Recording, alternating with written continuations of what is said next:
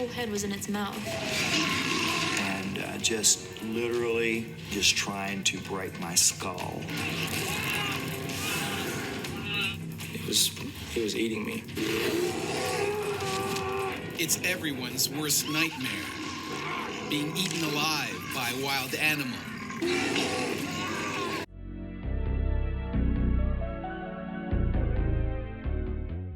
Welcome to Male Reality Lessons, where topics are reviewed and discussed as iron sharpens iron.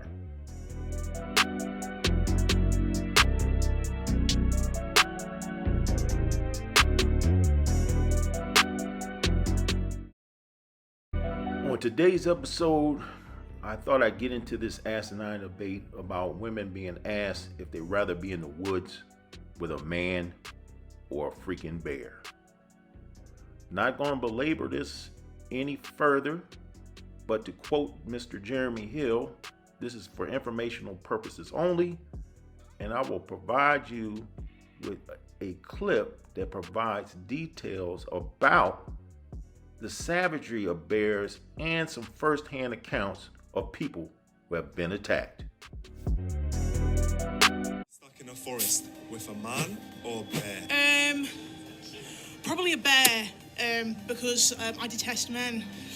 That's how I am, do you know what I mean? I don't know what we're going to do about that, but yeah. A bear. Because I'm scared of men. Bear. Man is scary. With a bear. What I've heard about bears, they don't always attack you, right? I beg your pardon? I beg your pardon? Unless you, with them. So maybe a bear. Depends what man, but probably a bear. 100% a bear, which is terrifying to say, but definitely a bear. Some men are very scary out there. A bear. Probably a bear, to be honest. I mean, I feel like I could let the bear calm down, you know? Whereas I don't know what the man's gonna do. You can't make this shit up, people. Glacier National Park, one of America's last great wilderness areas. It's home to the nation's most feared predator, the grizzly bear. Every year, grizzlies claim the lives of people who get too close.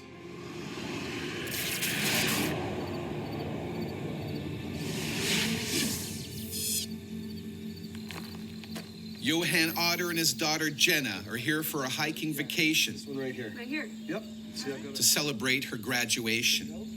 All right. And it's kind of cool that your daughter still wants to go on a senior trip, and with dad to go into the mountains. But today's ambitious hike will test them in more ways than they can possibly imagine.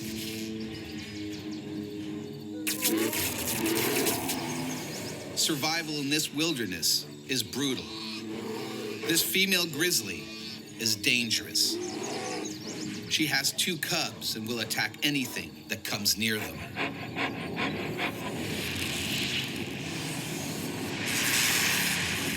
Dr. Barry Gilbert knows just how deadly these bears can be.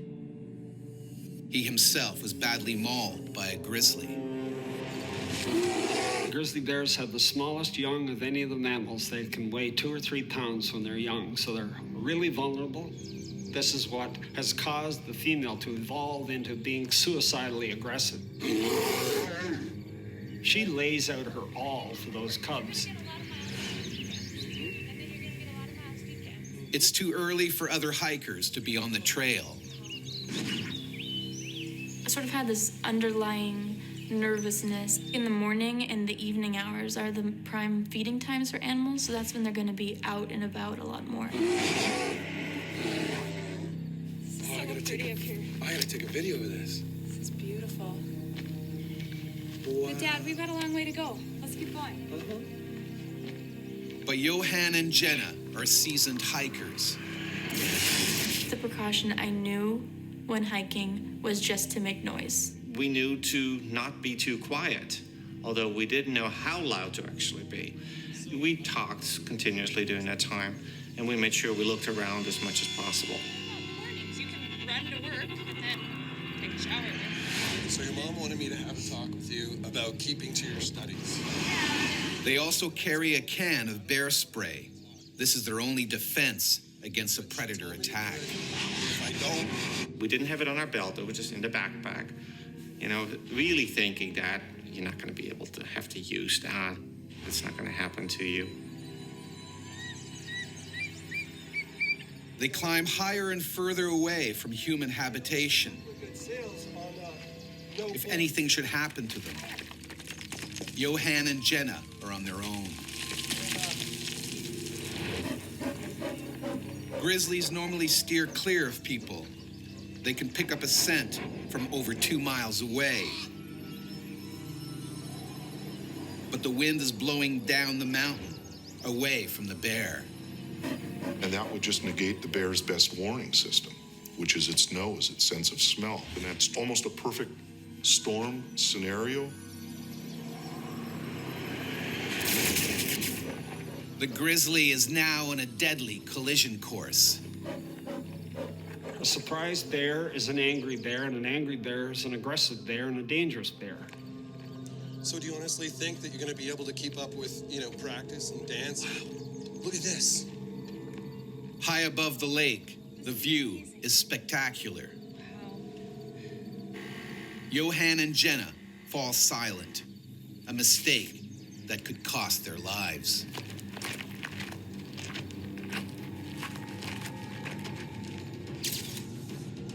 There's a bend in the trail, so you can't see around it, but you don't expect anything to be around it, which I guess is a bad assumption to make.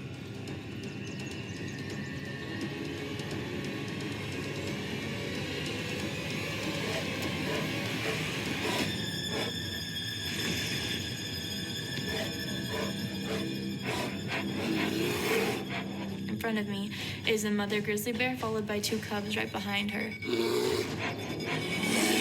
I thought, I'm going to die.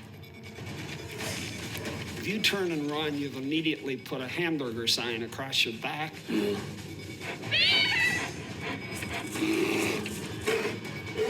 To save his daughter, Johan puts his own life on the line.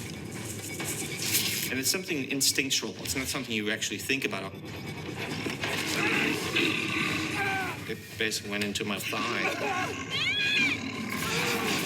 The bear bites deep into Johan's leg, again and again, right down to the bone. It wasn't like with holding on to my leg and just kind of being in there. No, it was kind of in out type of thing. If he wants to live, Johan has to break loose. But there's only one way out, down. I decided to jump off the trail. It was about 25 feet into some bushes.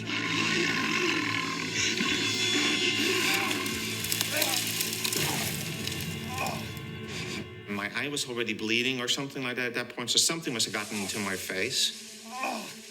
Because the animal went at me like this, so it must have been one of the claws.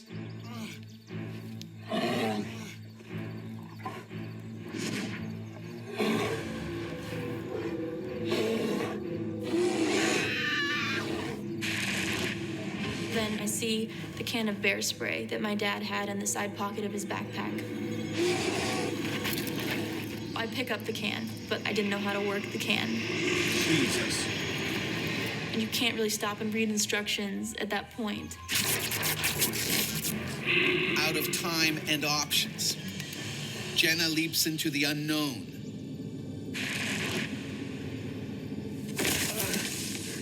Johan has no idea his daughter has jumped. Jenna, down here! And I see the bear cocks its head back again, looks down at me. By being active, she might have interpreted that he was doing a circle around to get at the cubs. Hell-bent on finishing them off, the bear charges down the mountain. Never felt or seen anything as strong and fast in my life. It's one big piece of muscle. It was lifting me up nearly out of the bushes.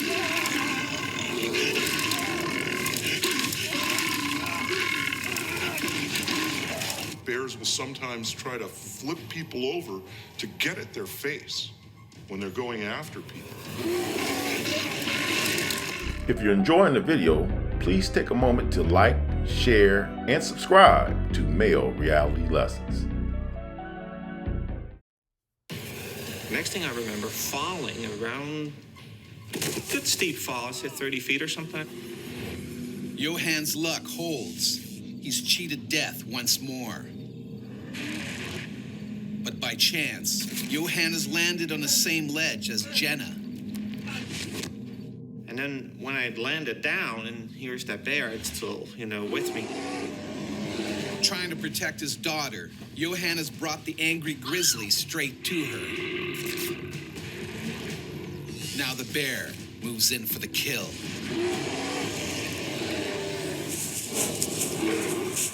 Johan Otter and his daughter Jenna have escaped a savage grizzly by throwing themselves off a mountain. Hot on their trail, the bear is going in for the kill. The animal just wants to get rid of you, to neutralize you, to make you no threat to her cubs. Jenna tries to hide, but Johan faces the predator head on.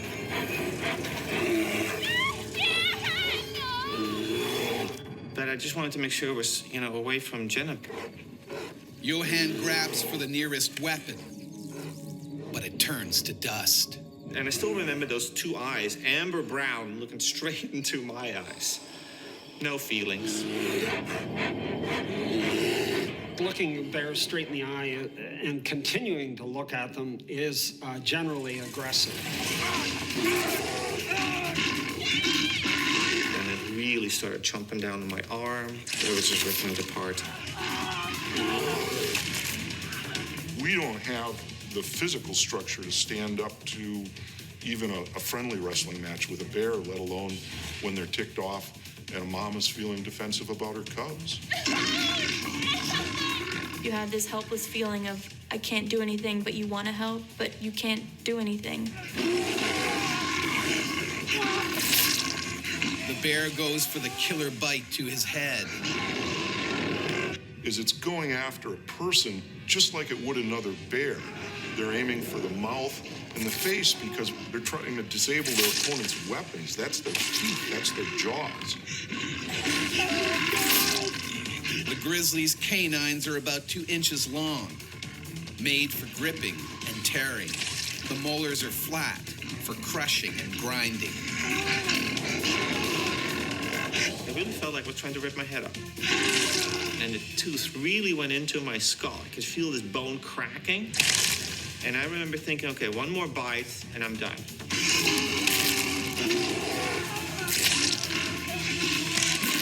And then I looked down and I'm like, oh, one more fall and I'm dead. But I also knew that if I would stay there, I would be dead. Determined not to die, Johan breaks free and leaps into the void once again.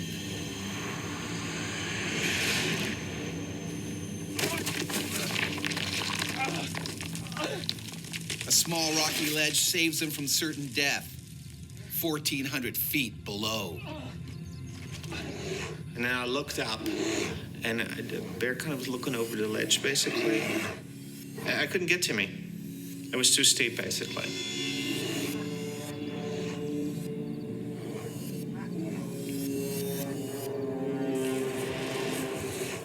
But the grizzly isn't done yet. It can still smell human flesh.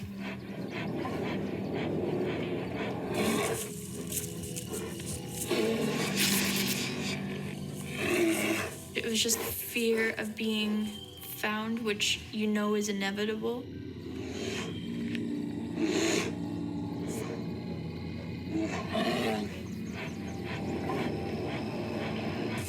I heard the bear breathing and sort of like that stomach churning, like, oh no, kind of feeling.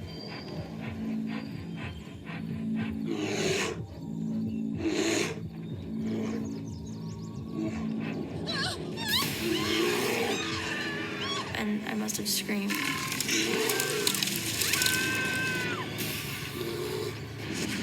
Jenna. Worst sound in the world. You've tried to keep this animal with you as long as possible to keep it away from your daughter, and still. Jenna is trapped. Its lower jaw was the one that ripped open my mouth, and the upper one was the one that grabbed on my neck. And my whole head was in its mouth. Okay, I'm dead. Let's get it over with.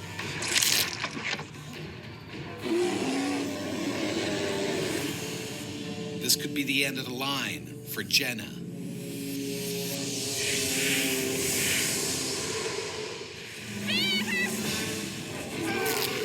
Johan Otter has escaped a savage grizzly attack by jumping off a mountain.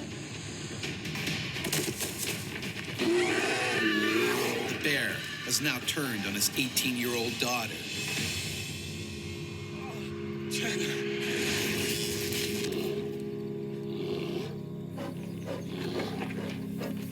Face to face with death, Jenna takes a huge gamble. I just tried to be as still as possible so that it would think that I was dead. The playing dead routine works if you can quit moving and if you can remain as silent as possible. That tells the bear, okay, this person is no longer a threat. You can leave. Jenna keeps completely still and silent.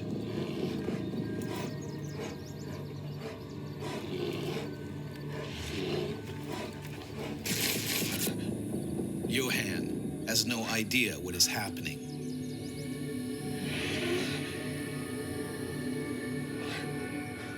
I don't hear anything anymore. I mean, it could mean one or two things. One, the animal left my daughter alone, or two, she's dead. Johan doesn't dare make a sound. If the bear has gone, any noise might bring it back. He waits 2 agonizing minutes, then decides to take a chance. Jenna?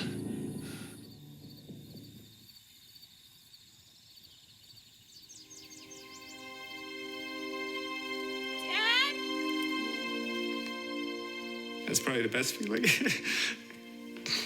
I'm sorry. It's still good. It was a little emotional.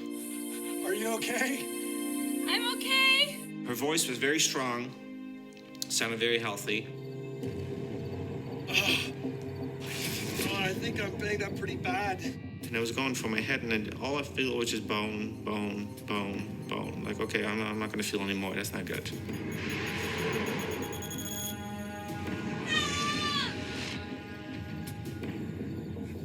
It's still too early for many hikers to be this far up the trail. Johan uses his nylon jacket to protect his exposed scalp. He needs urgent medical attention. Adrenaline triggered by the attack is draining away. He is going into shock. I was getting a little woozy. I was just shaking. I was so cold.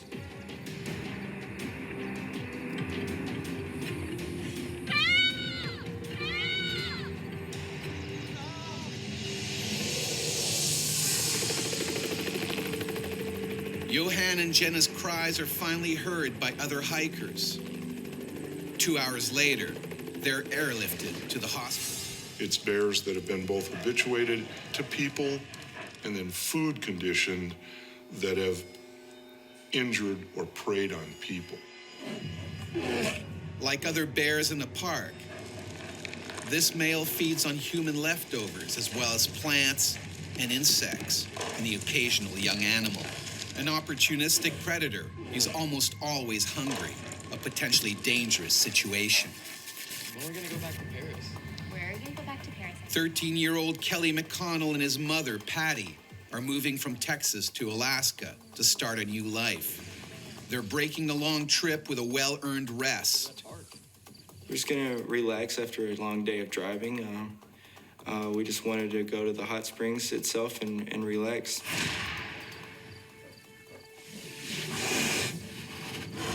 Even though they know there are bears in the area, Kelly and his mother decide to explore the park. And I actually did comment at that time, I wish that I could see one. And then my mother corrected me and told me that I did not wish I would see one.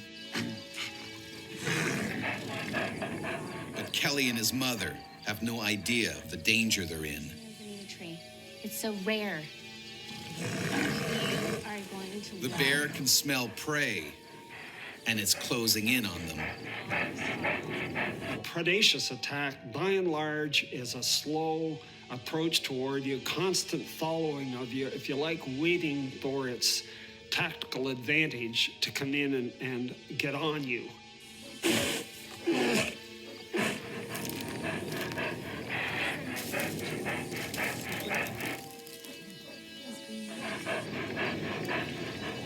Hey, you know what? It's getting late.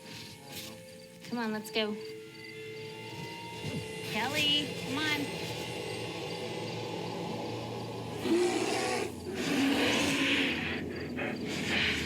Patty and Kelly have walked into a death trap.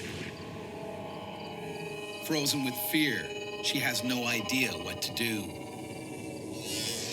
Kelly, Hi, Mom. there's a bear. Yeah, right, Mom. I didn't believe what she was saying. She's always fooling around. I didn't know what to believe. Kelly. Kelly. But it's no joke.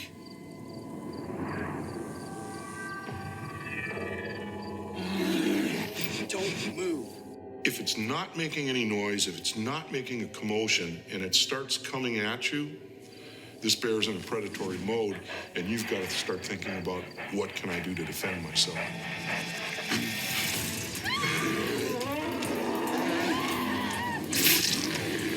The 400-pound beast viciously attacks Patty. Both she and Kelly are staring death in the face. This bear could rip them apart in seconds. And they do that with big game animals, and it's pretty well known that they do it with people too.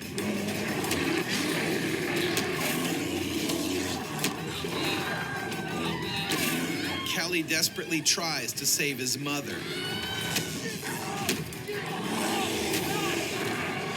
But then, in a heartbeat, the bear turns on him. I can just remember thinking, I hope that I saved my mother's life, but I remember thinking it was all a nightmare. Kelly has become the beast's next meal. The bear locks its powerful jaws around his waist and lifts him off the ground. I could feel the bones crunching in my body like I was pretty sure I was gonna die. Kelly's about to pass out, but suddenly the animal drops him. He falls on his front, keeping his vital organs safe from the bear's teeth and claws. It just began mauling me from the backside. It would just bite into my back and just tear my skin. It was eating me.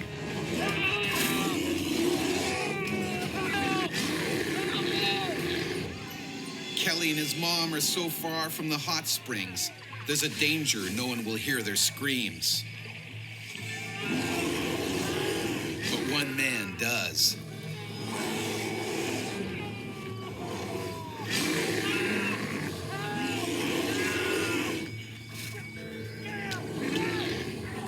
Ray Kitchen, a truck driver, races to the scene and heroically takes on the man-eater himself.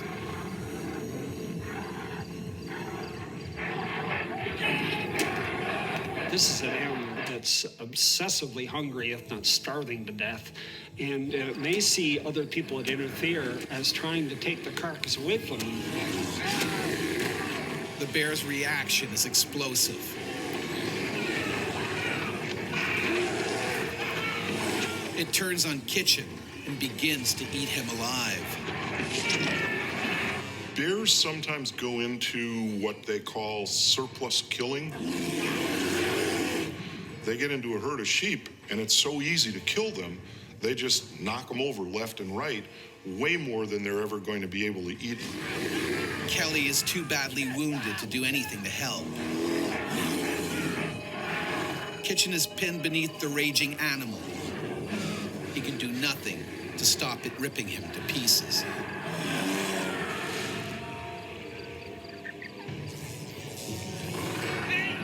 Tony Dowd, a trucker from Alberta, hears Kitchen screaming and comes to help.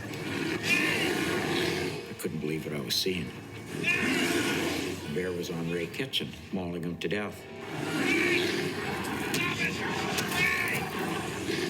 And it stared at me. I was looking at it straight in the eyes. And I hit him dead square in the eyes.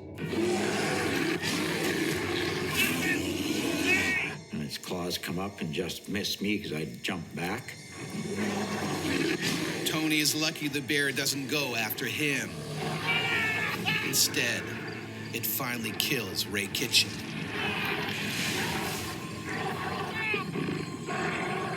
I heard Ray scream his last few, or try to scream, the last few thought or sounds that his voice could make. And I screamed, oh my God, and that was it. Ray's throat has been ripped open. They're getting the neck because they're going for the windpipe and for the vertebrae.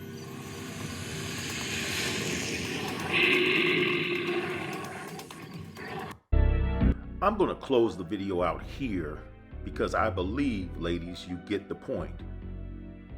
No bear is going to be looking at you with any other alternative but to utilize you for food or potential threat when it comes to their young.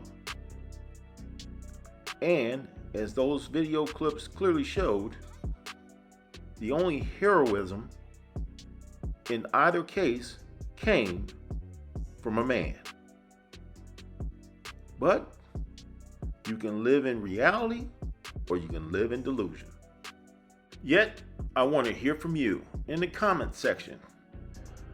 How do you feel about this ridiculous argument?